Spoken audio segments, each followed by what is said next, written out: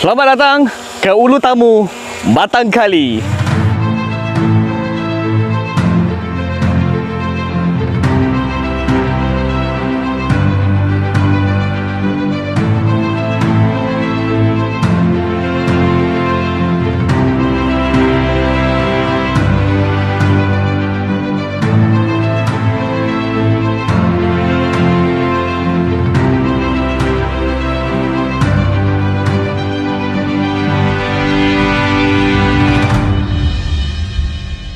Assalamualaikum. Baik, hari ini aku ada satu tanah nak tunjuk dekat korang semua.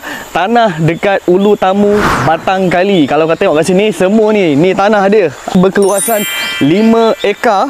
Status tanah pertanian, Malay Reserve, freehold, zoning perumahan. Dalam tanah ni memang cukup istimewa sebab ada anak sungai.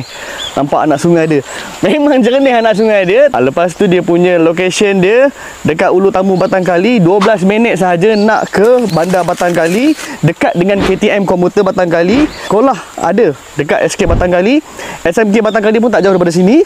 Dan juga kemudahan harian, ada juga Pasar Awam Batangkali dekat sini. Tempat ni memang sangat-sangat sesuai kalau nak buat campsite. Sungai dah ada, hutan ni memang hutan nampak tenang.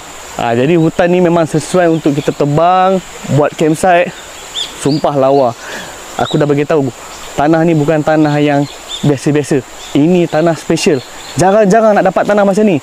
Jadi kalau nak tahu, boleh tengok description kat bawah ni, nanti kita akan letak semua. Jadi kalau korang minat dengan tanah ni, tunggu apa lagi? DM saya sekarang. DM sekarang juga